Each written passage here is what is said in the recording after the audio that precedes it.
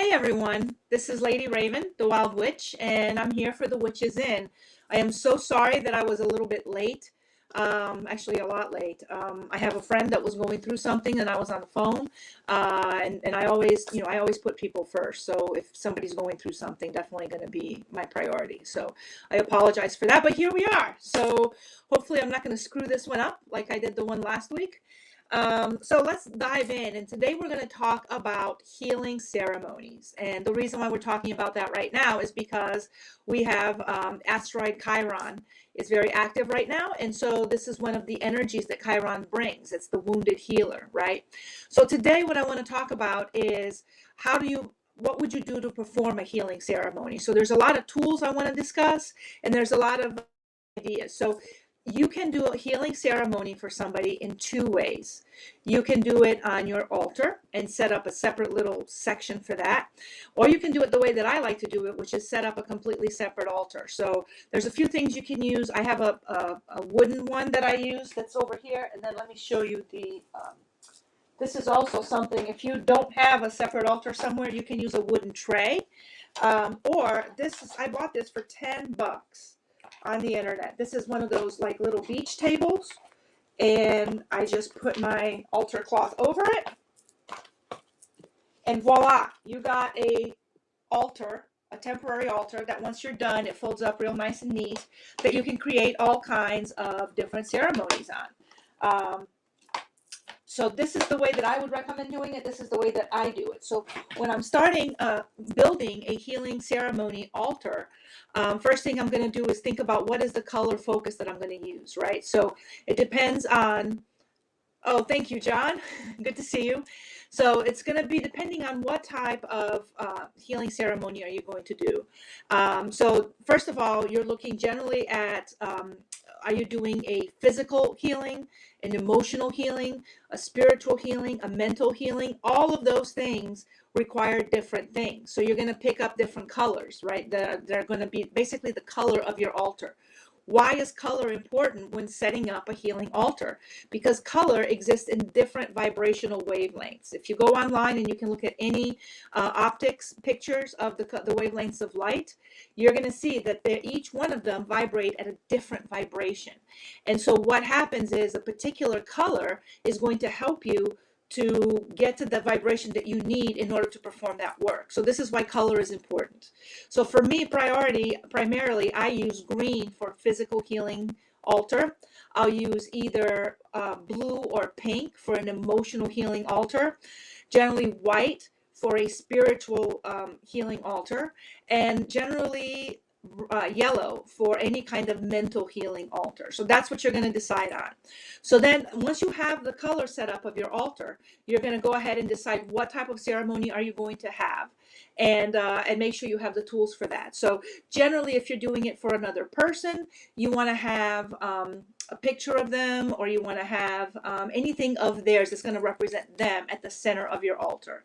Once you have that, then what you can do is decorate that altar with items and tools that you feel called to, that are going to boost the energy that's coming out of that little concentrated altar ceremony. Because what is actually happening when you are building a ceremonial altar is you are putting together this space where you're concentrating an enormous amount of energy that's going to come from you, that you're going to raise, that's going to come from Mother Earth, it's going to come from all these different places, right? So you're going to put all of that stuff here, and then once you get engaged in it, your will is what gives direction to that energy. So then you're going to sit there, you have all of this energy, your will is going to say, okay, this is where I want it to go.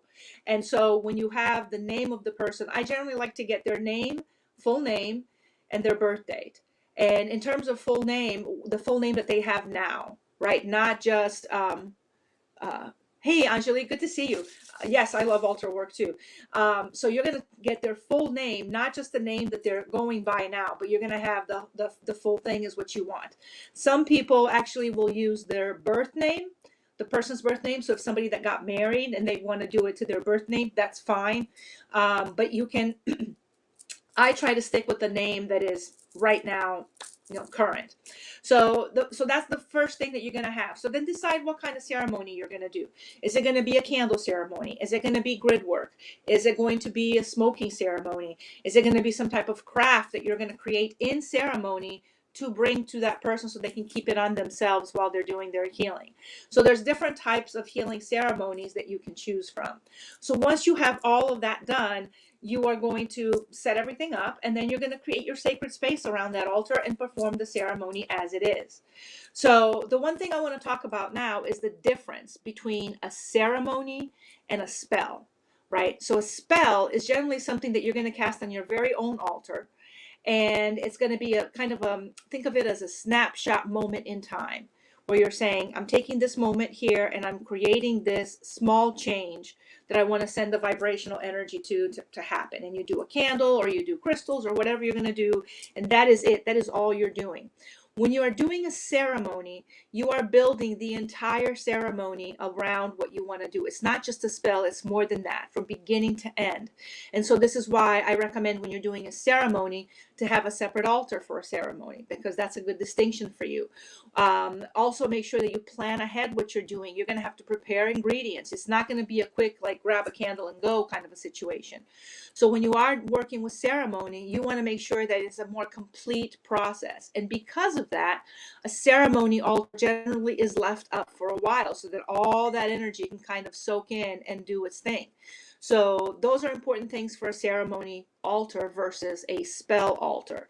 So if you don't have time for a full-blown ceremony, if you just want to do something right now to help your friend because you got to go tomorrow, or you got to do something else tomorrow, a spell is going to be easy. So you just bring that. You can just do simple candle spell, write their name on the candle, pick the color that aligns with the type of healing that you're doing, and then put it together, and boom, off you go. So it's going to be really easy to do it that way. One last thing that I want to cover before we step into tools is that this is what people a lot of times don't really take the time to do. And what it is once you start creating an altar for a healing ceremony, it's really important to know what type of ceremony it is that you're creating. Hey, Jay, how are you? Good to see you. So it's going to be important for you to know what type of ceremony are you creating an altar for. So it's going to be, if you're creating a ceremonial altar for somebody recovering from surgery, it's going to be a very different altar in terms of energy, look, feel, wavelength, everything, than an altar that you're creating to heal somebody from grief, from losing a loved one. So it's important that when you go in and you start looking for your tools, you understand what type of healing ceremony it is, because generic healing may not necessarily be what you need, because you need, for generic healing, it's going to basically heal, generically something.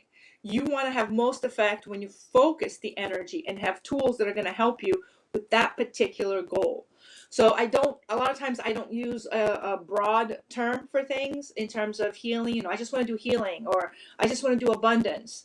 And this is the example I always give, right? So if you just want to do a spell for abundance, you could have an abundance of onions or an abundance of cats, and none of those are probably going to take you to where it is that you want to go.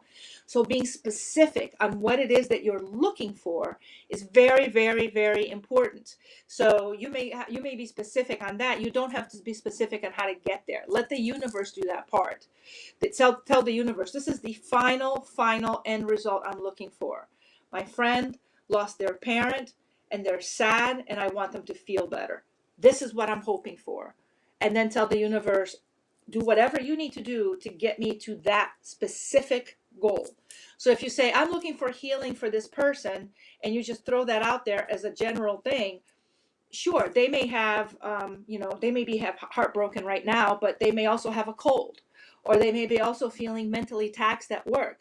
Which one of those is it going to heal? It's generic, right? It's gonna pick one, and it's going to do its work. So you may not necessarily get the result that you want. So it's important, very, very important, to be specific on the type of healing you're doing when you create a healing ceremony. So now, with that said, let's talk about tools that you're going to have. So candles, one of the things you can do. You can also use crystals. So I'm going to share with you a few crystals that I personally like to use for healing. So this is one of my favorites right here.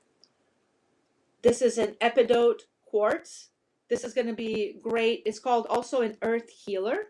This is going to be great for, why is this camera? Sorry. Oh, let me fling this around. There we go. That way, yeah, that's a lot better. Sorry about that, guys. So basically, you're going to have, this is the earth healer right here. If you look at it, it's got epidote on the inside and it's got quartz on the outside. And I've been using this piece for several years now. So this is good for all types of physical healing, or also for somebody. One of the things that this really shines, because epidote is an ultimate attraction crystal, right? It attracts things. And so combined with the quartz, clear quartz is one of the best healing crystals there are, but it's overall healing. So it works on all levels of healing. The other thing that quartz does is it'll augment the properties of a crystal that you're working with. So you're going to have attraction from the epidote, or bringing things to you from the epidote, and you're going to have the healing component from the clear quartz. So bringing healing to you. One of the great things that this crystal does is when somebody has an illness that they may not necessarily know what it is. So they've been to a doctor, the doctor's like, I don't know what's happening, or their treatment isn't working, or something to that effect. You can do this crystal to say, bring me a solution. Bring me what the answer is to this problem. So this is a great, great crystal for that. And that would be a different intent than healing, right? So if you have somebody who is ill and they are, the doctors have looked, nobody knows what to do to heal with them. So you want to make sure that you do bring in and say, okay, we first need to know, first step to healing them is knowing what they have. So that should be your first ceremony. Let's get a solid diagnosis for this person so that we then know where to move it to and which direction we go in after this. So this is where this guy comes in. The other thing, hold on, I brought some crystals here. Where did I put them? Ah, there it is. The other thing that's really great for physical healing is this should be part of your healing arsenal. Everybody should have a piece of clear quartz point. It can be a little one just like this, and this is I have about 3 of those different types of healing sets that I use. This is great for you to direct energy at a specific site of healing. So if you're doing healing with somebody that, let's say, broke their arm, and you're trying to direct energy towards that arm, you can use this crystal to direct that energy into them, and this crystal is going to do a really good job for you. So that is one crystal that's great for physical healing. Another one is bloodstone. Bloodstone, basically also called heliotrope, is going to have green jasper, and then it's going to have little hints and shades of red all around it. And that's basically, it's a combination of green and red jasper is what it is. The green jasper is going to promote growth and healing. The red jasper promotes the constitution, the physical boost that you get. So this is going to be good for somebody that is trying to recover from surgery, or somebody who is on a recovery plan from big extended disease that they're dealing with. Let's say something that needs to boost their body as well as they go through a treatment process. So this is one of the things you can use for that. Another one that I really, really like is going to be red jasper. Now, red jasper is one that you can use to boost your constitution in general. So I am severely anemic. This is one of the problems that I have. I've been hospitalized for it before. I have to go get blood transfusions every once, I mean, not in, iron infusions every once in a while, because it's a pretty severe case. This is what I use to keep my energy levels up. So red jasper, one of the things that it does really, really well, it works deep in that root chakra, same color, right? So it's going to go in and it's going to just strengthen everything. It's going to strengthen the body. It's going to strengthen your constitution. So if you're trying to get ready for a surgical procedure and you're trying to get your body in tip-top health, this is what it's going to be good for. Or if you're trying to recover, or if you're feeling really weak and like anemic, I wear bracelets that I have 2 bracelets that I wear every day right there. I don't know if you can see, both of them are different types of red jasper. And that is basically to keep my energy level up through the day. So it's a great, great crystal for physical healing. The other thing that I like to use, so when you're starting to look at energetic healing, mental healing, and physical healing, and those 3 bodies combined, one of the best crystals, hands down, I'm going to use this hand because that way you guys can see it better, is going to be fluorite.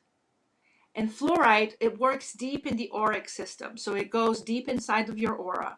And it has the power to connect, have the much power to connect with the rest. The stone I feel most connected to. Me too, Trisha. Thank you for joining us. Me too. This is why everything I have is red jasper. So it was the first stone that I connected with. And I think the reason why I connected with it was because of my anemia. Like subconsciously, my body knew that I needed it. And that was always the stone I was drawn towards. But anyway, fluorite here is going to be one of the things that fluorite is going to do really, really well is connect into that auric energy. Now, fluorite is going to have many colors. You can see this piece here has green, it has white, and it has purple, right? So fluorite first is going to be great at balancing chakras. It can balance all of them together, or it can balance just individual ones however you want to.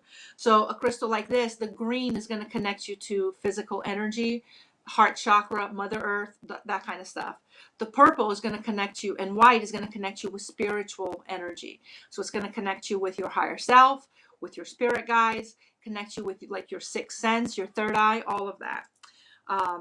When you have one that has the blue as well, like this piece here, I've dropped this piece. It's, you can see I chipped it. Chipped it, dropped it. I've used it so much, but this is a nice little heart that I still use to this day in my healing work because it's got a beautiful blue color on the middle. So this has got pretty much all of it, right? Up here it's got some white and also a little bit of a crack. Then on here on the sides, it's got the purple, it's got the blue right in here, and it's got the green. So a piece like this is going to help to balance all of the chakras together. So if you're looking for overall chakra balance, you can do that.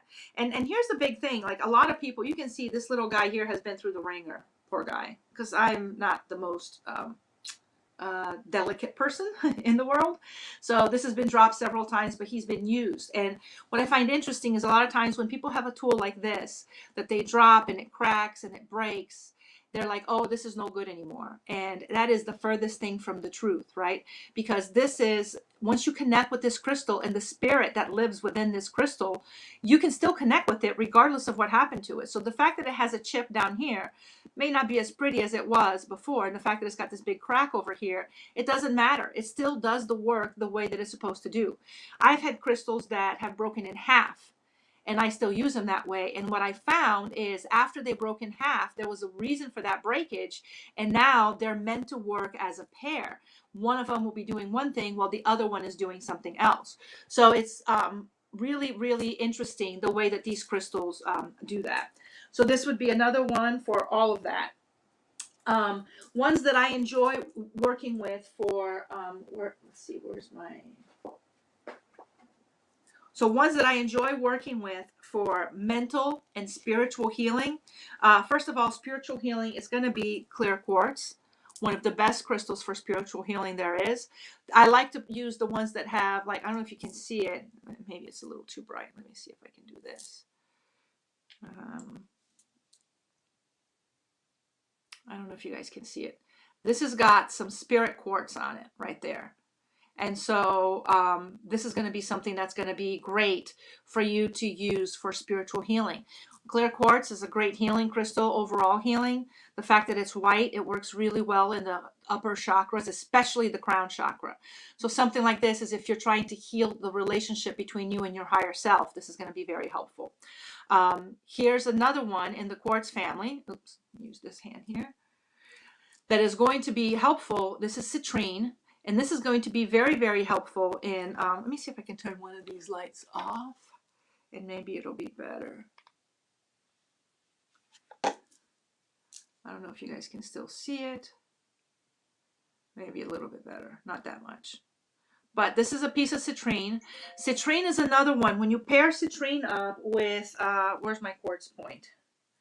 With a quartz point like this, these two here working together are going to be great for directing energy. So one of the things that citrine does is it works in your mental body. So if you're feeling mentally exhausted, this is a great crystal for that. But it really, really shines in terms of physical healing, of removing obstacles to health in that particular area of the body. So a lot of times, let's say you fell down and you broke your arm. And what's going to happen is the minute that arm was broke, that fracture is going to reverberate all the way over from your physical body, to your emotional body, to your mental body, to your spiritual body, all of the bodies that exist around you, all of the existence that you have as a complete human and all these different levels are going to see a fracture or an echo of some kind from that injury. The same way that you have sometimes people that start having issues with relationships that are really hard, they start feeling heart problems, right? So what it is, that's the echo from the emotional body that is pushing down, now causing a physical manifestation. It's still, probably going to be pretty serious because it's going to manifest that way.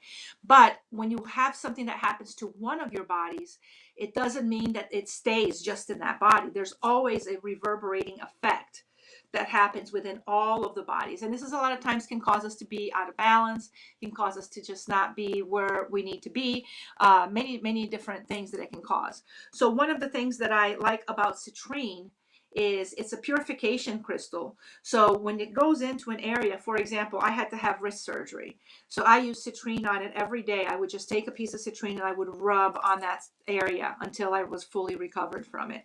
Because what citrine is going to do is it's going to say, okay, the fracture looks like this here in the physical realm, but then it looks like this here, like this here, like this here. And a lot of times you may heal this, but you may hit a roadblock in one of those bodies, which means that when you hit a roadblock, then nothing else heals. So what happens is then that's keeping the physical injury. It's going to make it take longer to heal. And it's going to keep the other bodies from healing when this energy heals. So citrine is a crystal that you can use, and it's going to basically remove that block so that it's going to open up those healing channels so that the injury itself is going to heal faster physically, but then it's going to reverberate and it's going to heal more completely throughout all of your different energy bodies. So this is another crystal that you can use. Another thing that I also like for emotional healing, this is going to be one of the great crystals for that. This is cobalt calcite. This one here is a little pink. I don't know if you can see it. God, this light sucks. Cobalt calcite. It kind of looks like, there you go. Maybe over here you can see it better. It looks like almost like there's a little brain in there. It's pink. It's a type of calcite. Look at the back of it. It's all pink. And I just recently started working with this. I used to work with the combination of rose quartz and pink calcite. But what I found is that cobalt calcite will do the job of both of them together. And this is going to be excellent for healing people that are going through relationship issues, that are going through emotional issues, all of those things that they're dealing with loss, that are dealing with divorce or anything like that is going to be great. This is going to be a great crystal for that. Another one that's going to be good is going to be, this has become one of my favorites recently, and you guys probably saw, I introduced this a few months back in one of our lives. This is blue rose quartz. And blue rose quartz is interesting because it combines the energies of the crown chakra all the way to the heart chakra. So this is a healing that happens and it supports the process of the obsessive thinking. A lot of times if you've lost somebody, for example, you probably have bouts during the day that you're obsessively thinking about what could I have done differently? What would have prevented that from happening? What could they have done differently? And it's just that loop that runs in your head. A crystal like this is going to prevent that loop from happening. It's going to keep your healing in order. It's going to keep all of the obsessive thinking out of it so that you can truly do a complete healing of that. And so I use this a lot now. It's become one of my go-to crystals for doing healing of that kind when I do remote healings for people. The other thing that you can use is a piece of amethyst, which is going to be great for healing emotional problems as well. This is also going to be great for healing people with any type of addiction. Amethyst is a great crystal for that because it's going to support them through that process of healing. So the last thing I want to talk about is sometimes you may have healing companions. So you may have specific tools that you use for specific ceremonies. And as you all know, I'm a gigantic, huge fan of Journey There Wands, Autumn's work, because it's fabulous and fantastic. So I would say 90% of the tools I use in my practice that are kind of like, I use them kind of like fetishes. They're directed at a specific type of work, come from the tools that she's made. So I wanted to show you a few that I use for healing. So this here is a piece that I use for distant healing. It's got a piece of malachite in it, which is works really, really well for that. But what this does for me is it boosts my energy. It boosts my power, because when I'm healing for somebody at a distance now, I'm trying to send that energy as far as I can. And this is one of the things that helps me to boost that energy. So anytime I'm doing any type of healing work, distant healing work, this is what goes on my altar. Also, when I'm doing like remote readings for people, this is what goes on my altar as well, so that I can connect with them on that deeper level. That's one of them. The other one that I use is whenever I'm doing community work for healing. I'm doing healing for a family that maybe is grieving. So anything that's going to work more than one person, I use this piece here, because this is a beautiful piece that has, if you can see this giant piece here in the very center, it is Kambaba stone. Kambaba stone is basically fossilized algae. So this is a great tool for connecting people together through Mother Earth, right? Because it was a living component of Mother Earth at one point. So if I'm trying to create sacred space between me here and somebody far away, this is going to be what I'm going to use. When I'm using distant healing and I want to bring my spirit to the same spiritual place that my client is in, this is what I use to help me to get there. So this is a tool that works very well for that. I just got this one recently and I have not worked with it yet, but this is going to be, I already journeyed with it and I know what it's going to be doing. So this is going to help people that are healing from emotional trauma, emotional healing of some kind. It's got a nice piece of cobalt calcite right here, which was a big requirement for that. This is rose quartz head. And over here, it's spirit quartz. It's apophyllite. And so this is going to have a healing, a spiritual component to it. And whenever you are healing somebody from, in terms of a relationship, you're trying to mend relationships for people, the healing often has to happen on multiple levels, because it's not just a matter of physically bringing those two people together, right? You have to bring in forgiveness to forgive the previous wrongs. You have to bring in a spiritual connection. You have to bring in the mental body component so that they have clarity between each other and they feel that they can trust each other. So all of those components come together for you to do healing work. And lately I've been very called to work with dragon energy. So you're going to see a lot of my pieces are going to be dragon pieces. So this is going to be for all types of, when a client has a grief situation, this is going to be something that they're going to use. When they have a situation, excuse me, not they're going to use, I'm going to use to work for them. When I have a situation where somebody's trying to recover their self-esteem, recover from trauma, this is going to be a great tool for that. And that's what the tool's already told me it's going to do. This one here is another dragon, and this one is going to be, I use this one for two things: physical healing. Anybody who has a severe physical injury and it needs mended, I'm going to use this. And it's got the two dragons here in the front. This is serpentine. Serpentine is an excellent healing crystal. And this here is another type of serpentine. So both of those are serpentine. Really great crystal. It's got some epidote quartz right in here. Remember, we talked about that earlier today. And it's going to have some moss agate all around. So that is what I primarily use this piece for. And you can also have pieces that you use that are different. So I'm going to show you, where is my snaky snake?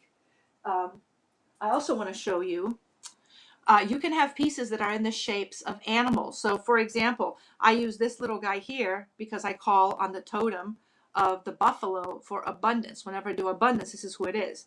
My primary healing totem that I use for all levels of healing is the snake. So this is the guy that I call. So getting, and I have a bazillion different shapes of snakes, and I have in a bazillion different crystals. And this is, what do you call it? Not snowflake. Silver sheen, sorry. Silver sheen obsidian. Man, I need to take that Prevagen or whatever that brain thing is, because it's just not good. So this is basically going to be one that if I want to bring, and I want to bring forth the element of this, of the snake into the ceremony that I'm doing, I could bring this piece and put it right in my ceremony. So it's important that you have a relationship with these tools before you use them, right? So it's not just a matter of getting something new and just immediately throwing it on there. So when I get a new tool, especially the tools that I get from Autumn, the first thing I do with that tool is I consecrate it and then I journey with it. And I want to find out, okay, What are you here for? What are you going to do? What is the work that's going to be required of you?